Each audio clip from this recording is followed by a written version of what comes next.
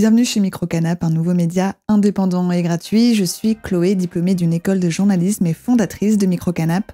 Retrouvez-moi un jeudi sur deux sur YouTube, Spotify, Apple Podcasts et Deezer pour une émission de société et d'actualité française. N'oubliez pas de vous abonner et de commenter les sujets que vous aimeriez voir abordés. Je vous retrouve tout de suite pour le début de cette émission. Hey!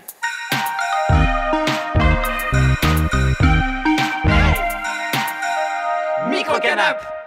Pourquoi le poids des autres nous importe autant? La grossophobie est-elle socialement la forme de discrimination la plus tolérée et acceptée? Aujourd'hui, nous explorons pourquoi le poids influence tant notre perception des autres. La grossophobie est souvent masquée en simple, entre guillemets, moquerie, implique harcèlement et discrimination et touche les individus dans leur vie quotidienne, y compris dans le domaine médical. Pour en parler, je suis accompagnée de Virginie Fouillou, psychologue clinicienne attachée au centre spécialisé de l'obésité au CHU de Poitiers. Bonjour. Et je suis aussi accompagnée de Bérénice qui nous partage son expérience personnelle face à la stigmatisation sociale. Bonjour. Avant, je vais préciser quand même que l'OMS, donc l'Organisation mondiale de la santé, a défini l'obésité comme une maladie chronique, évolutive et multifactorielle. J'ai réalisé une émission dont je vous mets le lien en description où coachs sportifs et diététiciens répondent à mes questions sur ce que sont l'obésité et le surpoids. Bérénice, tu m'as dit « Je suis en surpoids et c'est comme ça ». Tu as toujours accepté ton poids ? Oui. Je pense qu'au niveau familial, ça n'a jamais été une pression. C'est-à-dire que mes parents n'ont jamais mis la pression sur ce sujet-là ou quoi que ce soit. Du coup, je pense que ça aide aussi à s'accepter soi-même quand on sait qu'on est accepté par notre famille et les personnes qui nous élèvent déjà. Je pense que ça joue beaucoup. Et tu n'as jamais fait de régime non plus, c'est ça ? J'ai essayé à un moment donné de perdre du poids, un rééquilibrage quand j'étais ado et en fait l'approche auprès du milieu médical s'est pas très bien passée. J'ai pas apprécié en fait l'approche de la diététicienne à l'époque et du coup voilà il y a pas eu de suite. Est-ce que tu peux juste nous dire pourquoi ça s'est pas très bien passé avec cette diététicienne ? Parce qu'à l'époque elle remettait en cause en fait l'éducation alimentaire de mes parents et c'est quelque chose que je n'ai pas toléré parce que pour le coup mes parents m'ont proposé des produits sains et des choses qui étaient au niveau alimentaire plutôt équilibré et ça remettait en question en fait leur éducation et j'ai pas accepté. En pré-interview aussi tu m'as dit avoir à un moment donné perdu du poids. Oui. Et à ce moment-là, le regard des gens a changé. Oui. Et tu m'as dit une phrase qui m'a marquée, donc je l'ai notée. Vas-y. Tu m'as dit, là, je me suis rendu compte des préjugés sur mon corps, mon enveloppe extérieure. Pourtant, au fond, je suis toujours la même. Oui, c'est vrai. Oui, non, j'ai une perte de poids importante. En fait, je finissais mes études, je commençais dans le milieu du travail. Et j'ai modifié quelques habitudes alimentaires et dans ma vie. Et en fait, ça a découlé une perte de poids. J'ai fait beaucoup de sport aussi à un moment donné dans ma vie. Et effectivement, j'ai des personnes qui venaient me parler, qui ne me parlaient pas avant. Des regards de femmes et d'hommes qui n'étaient pas non plus les mêmes qu'avant. Sur le coup, c'est un peu flatteur. Et en même temps, on se dit que c'est purement visuel. Et que ce n'est qu'un jugement en lien avec mon physique et pas qui je suis vraiment. Donc il a fallu du temps un peu pour l'accepter, parce que forcément, même si je me suis toujours acceptée, ado, il y a eu des moments qui ont été compliqués, des moqueries, et en fait, j'en faisais un peu un jeu. Je me suis toujours défendue de ces moqueries, mais ça blesse un minimum toujours, même si on s'accepte. Et là, de voir ce comportement changer de certaines personnes, c'était... assez hallucinant, ouais, des retours de personnes auxquelles je ne m'attendais pas du tout.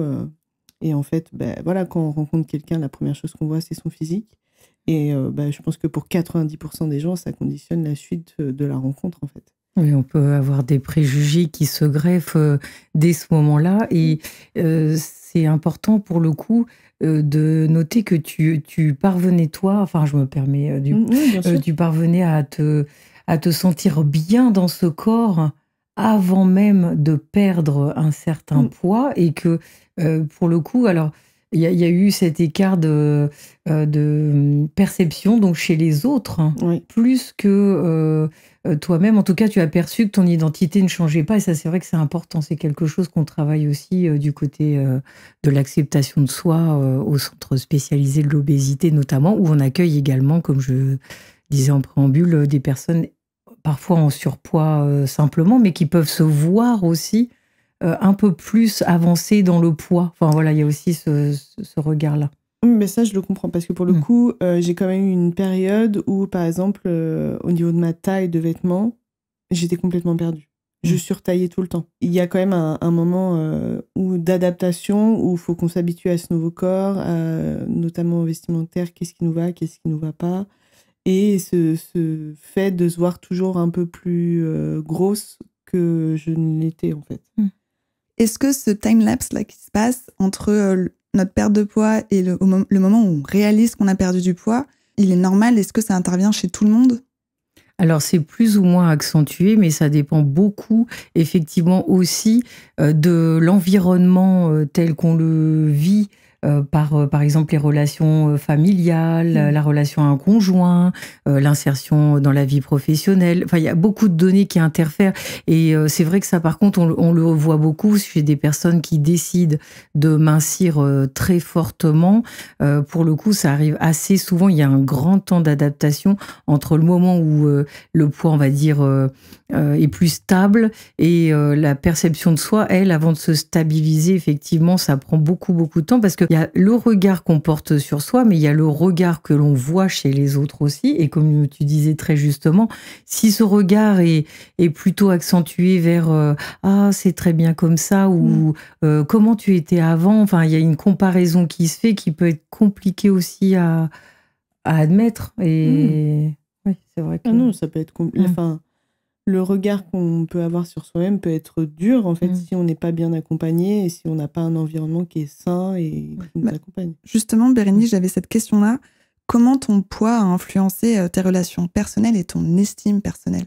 Alors, mes relations personnelles, j'ai toujours été entourée au niveau amical. En tout cas, j'ai eu une très grosse bande d'amis quand j'étais primaire, avec qui on s'est suivis, collège, lycée, et c'était vraiment un peu mes bases, en fait, sur qui je pouvais compter, et je savais il y avait pas de jugement, en fait. Il n'y a jamais eu de moquerie de leur part ou de méchanceté. Et en fait, j'avais cette bulle un peu vraiment dans laquelle je me sentais bien. Au niveau intime et relations, en fait, moi, je suis en couple depuis...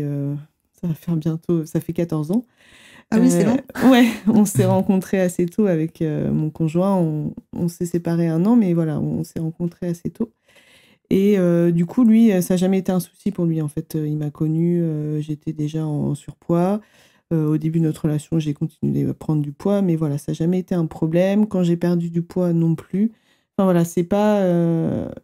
mon enveloppe corporelle n'est pas une condition de notre relation. Il m'a toujours soutenue. Il y a des moments où, quand j'ai commencé à perdre justement pas mal de poids, faire beaucoup de sport, il y a eu quelques semaines où je commençais à regarder les calories un peu partout et où en fait on peut vite être un peu borderline sur ah bah je veux toujours plus.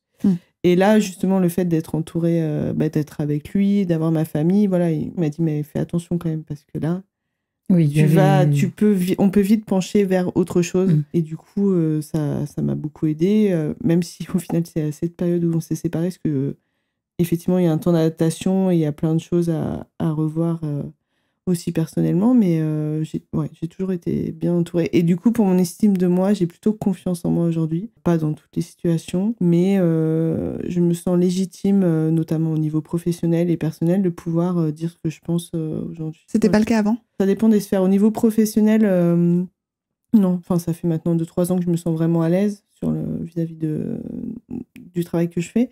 Mais effectivement, avant, il y avait toujours ce regard un peu... Bon, ben voilà, déjà, on est une femme. Quand on est face à beaucoup d'hommes, ça peut être compliqué. En surpoids, on sait qu'il y a quand même le jugement. Donc voilà. Mais aujourd'hui, voilà, j'ai plus aucun souci à dire si ça me convient ou ça me convient pas. Et adolescente, parce que c'est quand même la période la plus charnière quand on est en surpoids, je pense. Le fait d'être entourée de mes amis m'a beaucoup aidée à aussi m'imposer et à contrer en fait les moqueries que je pouvais avoir par des gens que je connaissais moins. Même si on fait face à des situations où on se dit que vraiment il y a des personnes très stupides. Oui.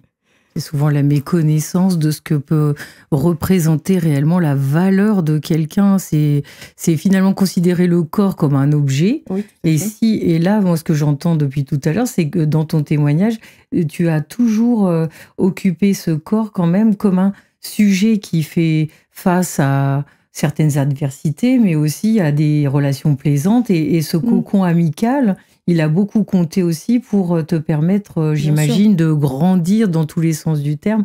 Et là, c'est vrai que quand les personnes souffrent beaucoup de la relation à l'autre qui peut être perturbée par justement divers jugements, on peut venir appuyer, alors soit en psychothérapie, soit en groupe de soutien, soit voilà auprès d'amis, pourquoi pas, ou auprès de sa famille, bien sûr, également, si elle est assez bienveillante. Mais en tout cas, on peut trouver des supports réels de réconfort, de sécurité et se sentir bien mieux dans ce corps qui est tel qu'il est finalement. Je voulais juste préciser quand même ce que c'est la grossophobie, parce qu'on en parle Oui. depuis tout à l'heure. Déjà, pendant que j'ai réalisé mes recherches, j'ai découvert que le terme grossophobie, il est entré dans le dictionnaire Robert en 2019 seulement. Alors oui, apparemment, il y a eu des petits prémices de tentatives, parce que j'avais vu moi plutôt vers 2003 aussi. Mais il y a une évolution effectivement de la reconnaissance de beaucoup de types de discrimination et une avancée de la reconnaissance de la souffrance de ceux qui en sont victimes. Ça a permis de faire entrer dans les consciences, oui, d'une manière plus appuyée que ce terme, non seulement est, comment dire, en lui-même très parlant, parce qu'on se rend bien compte que c'est une peur qui est derrière, et puis étymologiquement c'est ça, mais c'est aussi pour faire prendre conscience de tout le travail derrière. Alors évidemment, ça c'est pas le but du Larousse, mais par contre dans les milieux scolaires et les milieux professionnels, il y a aussi toute une évolution, un travail de fond qui est mené. Et là, c'est un travail alors qu'on mène, nous, donc au niveau, bien sûr, du centre spécialisé l'obésité pour déstigmatiser au mieux et faire comprendre cette souffrance.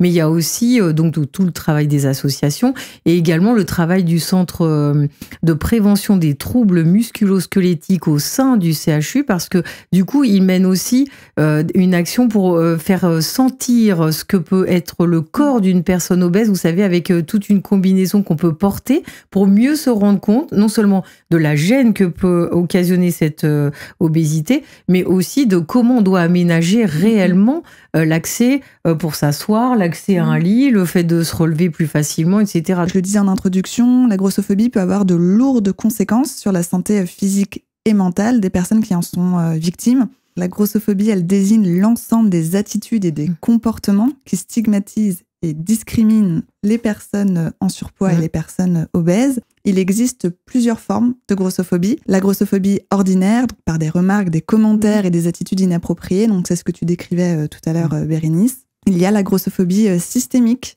Donc là, c'est une forme de discrimination indirecte qui est induite par des équipements non adaptés. Exemple, des sièges d'avion ou de train pas assez larges, des marques de vêtements qui n'ont pas de taille au-delà du 42. Il y a aussi des ambulances classiques qui ne prennent pas en charge les patients au-dessus de 130 kg. Et enfin, il y a la grossophobie interpersonnelle. Alors la personne en surpoids impose aux autres ainsi qu'à elle-même des comportements déplacés et stigmatisants. Bérénice, est-ce que tu peux nous dire quelles attentes et quels stéréotypes tu as rencontrés et tu rencontres peut-être encore en tant que personne en surpoids? Les stéréotypes, c'est on ne sait pas manger. Voilà. Les premiers stéréotypes des gens, c'est on ne fait pas de sport, on mange mal, des fast-food ou beaucoup gras ou beaucoup sucré. De mon point de vue, après voilà, c'est pas général, mais ça reste vraiment le premier stéréotype qu'ont les gens quand ils voient une personne en surpoids et les retours qu'on peut me faire. Qu'on a pu me faire. En tout cas, si c'est arrivé, par exemple, on est au restaurant, j'ai envie de prendre un plat entrée-dessert et t'as des personnes qui se permettent des réflexions. Oui, tu manges trop. Oui, mais non, en fait. Des personnes que tu connais ou parfois même pas? C'est arrivé des personnes, par exemple, que je connaissais à peine ou quoi. Enfin, voilà, c'est des choses un peu anecdotiques, mais qui montrent que voilà, le premier stéréotype, c'est celui-là. Moi, j'ai fait beaucoup de sport à un moment donné. J'aime faire du sport. Et ça, par exemple, pour beaucoup de gens, ils se disent que quand on est en surpoids, on n'en fait pas, en fait. Il y a, ça aussi, c'est un stéréotype, le sport et le surpoids. Pour beaucoup de gens, et le surpoids ou l'obésité, c'est pas compatible. Alors que, bien au contraire, et c'est pas parce qu'on est en surpoids qu'on peut pas faire de sport, qu'on peut pas faire de marche, de course ou quoi que ce soit qui nous permette d'être bien dans notre corps, en fait. C'est surtout se faire ça. plaisir aussi. C'est ça. Au niveau des attentes, je saurais pas dire quelles sont les attentes des gens vis-à-vis de moi sur ça. À un moment donné, en pré-interview, tu m'as dit, tu m'as parlé de gentillesse. On s'attend à ce que je sois gentille ou. C'était un peu l'image que j'avais quand j'étais plus jeune. Je dirais jusqu'à 26-27 ans. Ce truc de quand on est en surpoids, pour compenser le surpoids, on se doit d'être un peu sympa, gentil, parce qu'on a une tare, entre guillemets, qui est le poids. Le mot grosse, ça peut être une insulte pour beaucoup. Moi, ça fait longtemps que je me suis dit que c'était un mot comme un autre et que c'était pas quelque chose à diaboliser. Et du coup, tu as certaines personnes, mais des gens que je ne connaissais pas, c'est arrivé peu de fois, mais qui m'interpellaient en m'appelant la grosse ou quoi que ce soit. Parce que pour eux, du coup, leur attente, c'était que je réagisse parce que, effectivement, je suis grosse, quoi. Et plutôt comme une attaque, du coup. C'est une attaque et en même temps, pour eux, c'est une blague. Et donc, on se doit de pas répondre. Oui. Sauf qu'il y a un moment donné, c'est pas parce qu'on est différent qu'on doit se faire marcher sur les pieds. Ça, c'est important de pouvoir réagir. Alors, pas forcément verbalement, ça doit pas être si simple de répondre à l'autre automatiquement. Aujourd'hui, j'y arrive. Voilà. Ouais, sur le moment, quand même, on doit être choqué. Aujourd'hui, j'y arrive, mais ça n'a pas toujours été le cas. Non, il y a eu des moments où on reste bouche bée, en fait, face aux réflexions qu'ils peuvent avoir. La grossophobie est-elle socialement la forme de discrimination la plus tolérée et acceptée ? Je ne pense pas qu'elle soit la plus tolérée. Elle est peut-être, comment dire... La plus répandue ? Pardon ? La plus répandue ? Pas sûr, parce que, comment dire, peut-être que par contre, depuis seulement une trentaine d'années, j'ai envie de dire, depuis qu'il y a eu ce premier ouvrage Coup de gueule sur la grossophobie, qui a en fait, en 1994, mis un coup de projecteur sur justement, déjà, ce terme qui n'existait pas avant en France. Ensuite, le fait que du coup, la personne, en fait, elle voulait dénoncer justement un certain regard, mais comment dire, qui préexistait certainement bien avant qu'elle mette le doigt dessus, j'ai envie de dire. Mais en même temps, c'était quelque chose, je pense, de à la fois aussi répandu que l'homophobie, le racisme, la discrimination homme-femme. Enfin, voilà. Mais peut-être qu'aujourd'hui, par contre, depuis une trentaine d'années, comme on fait évoluer le mieux possible les mentalités, du moins au niveau des centres spécialisés ou au niveau des médias, parce que finalement, il y a aussi eu un gros travail que je dois absolument citer d'Anne-Sophie Joly, qui est la présidente du collectif national des associations d'obèses. Du coup, elle a fait un énorme travail en intervenant sur plusieurs plateaux pour pouvoir parler d'elle, parce qu'elle est vraiment en situation d'obésité de toute façon depuis très longtemps, et je dirais, elle l'assume, parce que ça ne change pas avec le temps et je ne connais pas les raisons, mais voilà. Et elle défend aussi le fait de regarder les situations des personnes obèses, justement partant du fait que c'est bien une maladie et non pas une tare, comme tu as pu le vivre ou l'entendre. Et donc, en tant que tel, si c'est une maladie, on doit s'efforcer de comprendre ce qui engendre cette difficulté de santé pour les personnes. Donc voilà, enfin ça peut aider la déstigmatisation également. Mais je ne suis pas sûre qu'elle soit plus répandue que d'autres types de phobies sociales, on va dire. Je pense qu'on en parle plus. Ça a toujours existé, effectivement, comme l'homophobie, le racisme. C'est des choses qui existeront toujours, malheureusement, même si on essaye d'éduquer un peu et de faire avancer les soucis. Ça a toujours existé. Je dirais que c'est... En fait, c'est des réflexions qui sont, comme tu disais, un peu sur le ton de la blague. Donc, on ne se rend pas forcément compte que ça peut blesser, que ça peut être grossophobe. Voilà, aujourd'hui, il y a une grosse éducation à tout ça qui est en train d'être faite, qui n'était pas le cas avant. De là à dire que c'est l'une des plus importantes, je ne suis pas sûre non plus. Mais ça a toujours existé et ça existera toujours. Enfin, là, un exemple, ça a été la cérémonie d'ouverture des JO avec Barbara Butch qui était sur le tableau en tant que DJ et qui est obèse pour le coup et qui s'est pris une vague de haine juste incroyable, justement parce elle est obèse, quoi. Malheureusement, je pense que ça existera toujours. Après, voilà, il y a plus d'éducation et de sensibilisation au sujet, je pense, qu'avant. C'est ça. Et puis, par contre, peut-être ce qu'il est important aussi de dire, j'ai envie de resituer par rapport à l'histoire, parce que par contre, dans l'histoire, il y a très longtemps, effectivement, par exemple, sur les tableaux de Manet, par exemple, on voyait des personnes plutôt en corpulence, enfin, d'une corpulence qui était, en tout cas à l'époque, beaucoup mieux admise, beaucoup plus vécue comme une forme de grâce, de beauté, qui a changé après avec le temps. Alors, à quoi ça s'est référé par la suite? J'avoue que là, ce serait une étude très sociologique et historique qu'il faudrait mener. Pardon, mais ça dépend aussi des cultures. Oui, aussi. Oui. Aussi. Nous, c'est très interdépendant de culture. Ouais, oui. Au niveau occidental, effectivement, on est dans une culture... de la maigreur, minceur, maigreur. Je dirais minceur, maigreur, effectivement, et qui n'existe pas dans d'autres cultures. Enfin, ça, faut aussi le garder en tête. Et ça permet aussi de relativiser certaines choses. C'est-à-dire qu'en fait, ça dépend aussi d'où on vient. Et on se dit qu'en fait, c'est pas universel. Donc, Selon vous, qu'est-ce qui motive cette tendance à juger les corps qui sont, en Occident, non conformes aux normes sociétales et médicales? C'est un sujet compliqué à traiter en 2 mots, en tout cas. C'est pour ça que je dis bien selon vous et brièvement. Eh bien, il y a la notion de conformité peut-être qui est derrière beaucoup de regards, en tout cas dans le cadre, je dirais, professionnel notamment, où on voudrait que du coup, tout le monde rentre...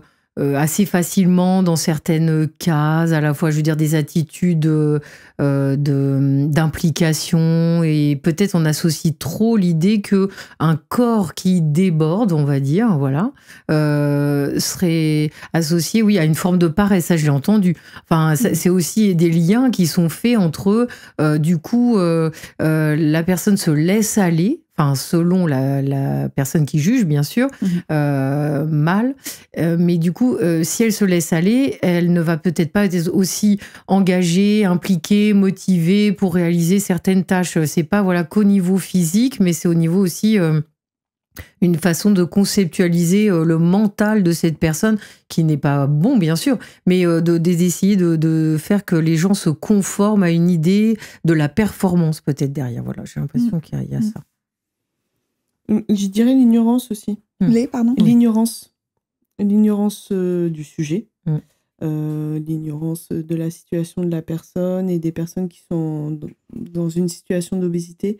Et puis, il y a aussi, vous en parliez tout à l'heure, cette notion de peur où quand on voit quelqu'un qui n'est pas dans la norme, est-ce que ça peut faire peur, entre guillemets, parce que pourquoi la différence fait peur. Voilà, c'est ça. En fait, c'est vraiment l'ignorance et la différence qui, je pense, peut aussi jouer là-dedans. Et je l'avais pas noté cette question, mais les réseaux sociaux, pour vous, est-ce qu'il y a un impact? Parce qu'on est quand même beaucoup dans une société de l'image, avec cette culture du corps absolument... on se compare à tout le monde, on veut être parfait, répondre aux critères de beauté, notamment beaucoup chez les femmes, aussi chez les hommes, je dis pas le contraire, mais... Oui, bien sûr. Enfin, les dérives des réseaux sociaux existent aussi dans la sphère de l'obésité, parce que, en fait, moi, pour le coup, je suis sur Instagram, je suis beaucoup de comptes de femmes qui font de la mode qu'on appelle plus size. Et aussi, on appelle ça la mode inclusive. Aussi. Il y a plein de noms.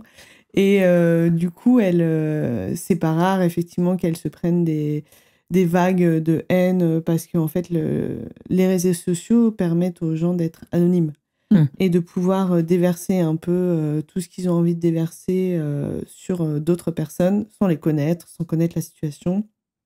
Et c'est purement du jugement, en fait, sur la personne et pas sur son physique et pas sur ce qu'elle est. Puis je pense qu'ils commentent tellement tout le temps qu'ils oublient vite ce qu'ils ont dit il y a 5 minutes. Donc on doit plus facilement déverser un peu ses émotions et ses jugements si on les oublie après. Après, voilà, il y a des lois qui sont passées sur ce sujet. Alors, ça solutionne pas tout, mais en tout cas, dans les comptes que je suis, il y en a plusieurs qui n'hésitent plus maintenant à porter plainte ou à dénoncer quand il y a des comportements qui sont vraiment trop excessifs. Légalement, j'en profite juste pour donner cette information aux auditeurs et auditrices. Légalement, il n'y a aucune sanction qui est prévue en cas de propos ou de comportement grossophobe, mais il est quand même possible de déposer plainte, effectivement, sur le fondement d'un article relatif à la discrimination. Oui, c'est ça. Un article du code pénal qui définit qu'on peut porter atteinte à quelqu'un via son aspect physique.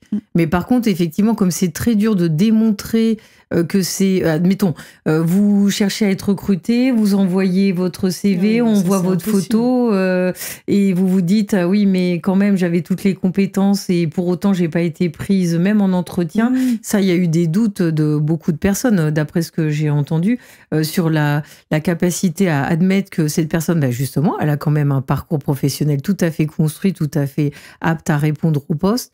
Et néanmoins, elle n'est pas reçue comme une candidate lambda. Et voilà, ça, c'est vrai que pour le prouver, ça doit être assez compliqué. Il faut peut-être s'appuyer sur des faits très concrets comme certains propos qui ont pu être tenus. Et en effet, par contre, là, l'avantage d'une plateforme numérique, c'est que maintenant, on peut quand même trouver un historique et photographier les commentaires. Enfin, je sais pas, il y a moyen de... Oui, il faut penser à faire des screenshots, des captures d'écran. Il y a moyen de se défendre quand même peut-être un peu plus, mais ça doit pas être si évident de faire aboutir... C'est compliqué, mais en tout cas, voilà, la démarche peut être faite, quoi. Comment s'améliorer et arrêter d'être grossophobe ? De mon point de vue, de mon analyse aussi, c'est quand même bien ancré, cette grossophobie ou ces remarques qu'on fait constamment sur le poids des autres, même pas en situation d'obésité ou de surpoids. Vraiment, on est dans une société où on parle beaucoup du poids des autres. Comment s'améliorer, mais arrêter en fait? Cette personne-là, je pense que d'abord, il va être important de comprendre pourquoi elle porte des jugements sur autrui, juste effectivement sur un aspect de la personne, pour qu'elle en vienne à s'interroger là-dessus.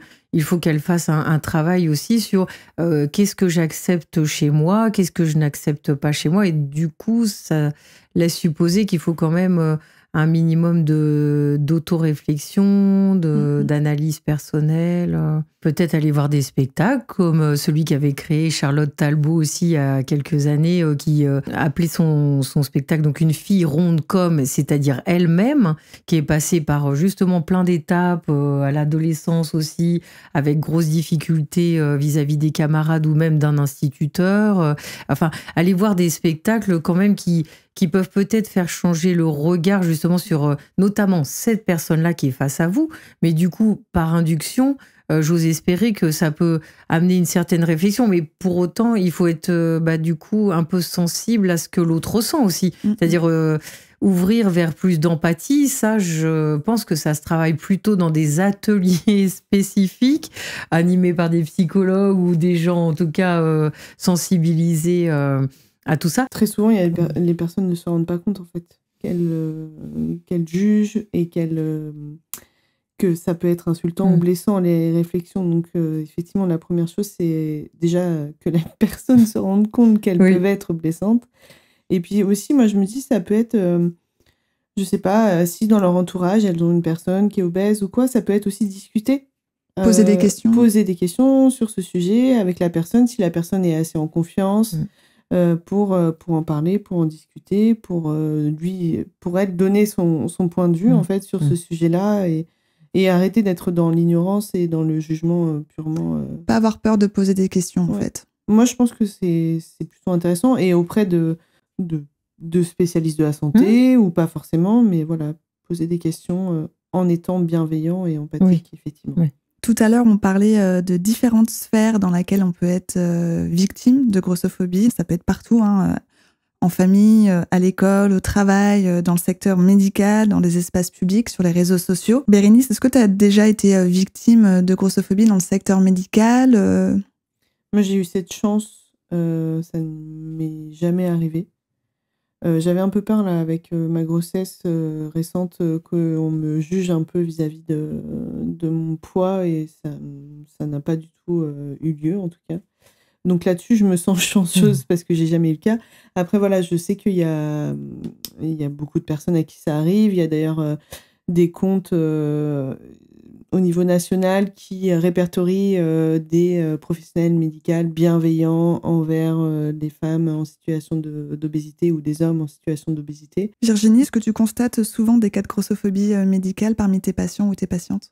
Alors, eux me rapportent, oui, certains événements qu'ils ont pu traverser et qui les choquent énormément parce que ils s'imaginaient que justement dans un milieu hospitalier, et en plus on peut entendre ce mot à double sens, il y allait y avoir nettement plus de bienveillance. Je pense notamment à une dame qui venait en fait donc sur un autre service pour être traitée à un autre niveau sur un plan douloureux et qui s'est trouvée confrontée à une attitude d'un médecin justement qui était tout à fait dans les propos et le regard porté sur cette patiente blessant. La dame a eu la possibilité de dire que ça la gênait et que vraiment c'était inadmissible en fait. Donc il y a eu une forme de réajustement, mais néanmoins, j'ai la crainte que si cette soignante, en l'occurrence, portait ce regard si négatif sur cette personne-là, c'est amené à se répéter auprès d'autres patients. Donc là, ça nécessite là aussi que cette soignante, en l'occurrence, ou tout autre soignant qui serait amené à formuler des propos discriminatoires, de s'interroger sur que se passe-t-il, pourquoi je méjuge effectivement cette catégorie de personnes ou cette pathologie-là, et du coup d'aller chercher un peu plus d'informations, en effet aussi, ou de venir à nos journées de réflexion sur la stigmatisation justement, et qui sont dédiées aux soignants. Hein. Okay. Est-ce qu'on peut aussi les signaler, ces soignants ? Imaginons, je suis victime... Alors, il y a l'espace des usagers qui existe au sein de la structure hospitalière, qui peut faire remonter ce type d'attitude, parce qu'en effet, dans la charte du patient, aucunement, on rentre dans le respect de l'autre si on pointe du doigt telle ou telle problématique. Donc, il y a moyen, oui, de se faire connaître, en tout cas. Après, pour la défense concrète, ça nécessite une autre étape qui n'est peut-être pas encore franchie complètement. Bérénice, en tant que nouvelle maman, comme tu viens de le préciser, quels sont tes espoirs et tes inquiétudes pour ton enfant face aux normes corporelles ? C'est une grande question sur laquelle je travaille actuellement, personnellement. C'est pas une angoisse, mais effectivement, c'est un stress. Moi, je suis en surpoids, mon conjoint est en surpoids aussi. Enfin voilà, il y a des études récentes qui sont sorties qui montrent que quand deux parents sont en surpoids, l'enfant a plus de chances d'être en surpoids qu'un enfant qui a des parents qui ne sont pas en surpoids. Donc forcément, c'est des questionnements qui se posent. Mais je pense que je serai comme mes parents ont pu l'être avec moi, dans la bienveillance, dans l'explication, dans la protection aussi, et lui expliquer qu'on peut être différent et que les personnes qui ne l'acceptent pas, ce ne sont pas des personnes intéressantes, de mon point de vue, et que c'est pas dramatique, et il peut y avoir des solutions si vraiment il ne se sent pas bien dans sa peau tel qu'il sera, s'il est en surpoids, parce que c'est pas non plus une condition, mais oui, forcément, je pense que c'est des questions qui se poseront au fur et à mesure qu'il grandira, quoi. Et c'est quelque chose que j'ai en tête, pour le coup. Outre la grossophobie, d'autres personnes atteintes de troubles liés au poids et à l'image corporelle, comme la dysmorphophobie ou encore l'anorexie, subissent également le jugement et le regard de la société. Comment pouvons-nous, en tant que société, mieux soutenir les personnes affectées par ces maladies et travailler ensemble pour changer ces perceptions ? Alors, travailler ensemble, je pense qu'il est important de considérer déjà, donc encore une fois, tous les actes positifs menés par des personnes donc directement concernées par ces pathologies ou troubles, c'est-à-dire celles qui sont en mesure de témoigner de leur vécu, ou si on est dans le milieu du soin, justement, essayer de mieux identifier les différents facteurs personnels ou familiaux qui ont pu induire tout ça. Et puis, sociétalement, là, ça va au-delà. C'est au niveau des médias, peut-être être encore plus ouvert à justement, là aussi, montrer la différence, parce que ça reste encore quand même très timide. Ils ont fait des efforts, par exemple, pour faire intervenir une personne trisomique. Là, je déborde un peu, mais pour animer un bulletin météo, mais finalement... Depuis, voilà, il n'y a pas d'autres expériences. Ça va être très ponctuel pour amener un peu plus de visibilité sur certaines pathologies. Et pourquoi ne pas, effectivement, engager un peu plus de discussions, de débats publics sur tous ces sujets. Oui, je partage totalement ces propos au niveau sociétal. C'est mettre en avant les associations qui existent au niveau national, qui peuvent accompagner les personnes. Enfin, ça, déjà, c'est quelque chose qui ne se fait pas ou peu. Aujourd'hui, si on est obèse, qu'on se sent seul, qu'on a besoin de référents, notamment pour des personnels, pour trouver quelqu'un du milieu médical bienveillant, il existe des associations qui les mettent en avant, mais en fait, c'est un travail de recherche. C'est pas quelque chose qui nous vient tout de suite. Voilà. Donc, c'est vraiment plus de visibilité et de tolérance sur le sujet. Après, est-ce que ça passe aussi justement simplement par l'éducation mais bien beaucoup sûr. Par l'éducation aussi, oui, bien sûr. Clairement. Oui. Là, quand effectivement, je suis nouvellement maman, effectivement, moi, c'est quelque chose qui est primordial dans l'éducation, et pour mon conjoint aussi, dans l'éducation de notre enfant, c'est de lui apprendre le plus tôt possible la tolérance, la différence, la bienveillance. Enfin, c'est des termes qui, pour moi, sont essentiels pour que tout le monde devrait avoir en tête au quotidien, en fait, pour que ça se passe bien et pour éviter beaucoup de conflits et de jugements, quoi. Finalement, tout à chacun peut, entre guillemets, endosser le rôle d'une association et simplement en parler autour de soi et sensibiliser si on est sensible à un sujet en particulier. C'est peut-être aussi simplement ça. Oui, ça peut engager une autre réflexion sur soi-même, sur les autres, sur ce qui nous unit, peut-être plus que sur ce qui nous différencie aussi. Et puis, s'impliquer à tout niveau, intellectuellement, mais physiquement aussi, pourquoi pas, auprès de personnes de temps à autre. Quand on voit, telle soirée débat, admettons, sur tel sujet, aller s'intéresser de plus près à ce qui se dit, à ce qui se fait, et puis... du coup, être beaucoup plus sensibilisé et être capable de diffuser des messages en intrafamilial aussi, effectivement beaucoup autour de la tolérance de l'autre, voilà, quel qu'il soit, j'ai envie de dire, du coup, quelle que soit sa caractéristique de couleur, de race, etc. Et puis ça peut être des actes tout simples de la vie quotidienne, c'est-à-dire comme on peut aider une personne âgée à traverser, si on voit une personne en situation d'obésité avoir besoin d'aide, c'est de l'aider et pas le juger et pas se moquer de lui, quoi. Enfin, c'est juste les actes quotidiens, je pense. Très bien, écoutez, je vous remercie à toutes les deux d'être venues. Merci Chloé. Merci à toi de nous avoir proposé. Merci d'avoir regardé l'émission. N'oubliez pas de vous abonner pour soutenir Microcanap et pour ne pas manquer la prochaine émission. Microcanap est également présent sur Instagram et TikTok pour plus de contenu. Je vous retrouve dans 2 semaines pour un nouveau sujet. Microcanap!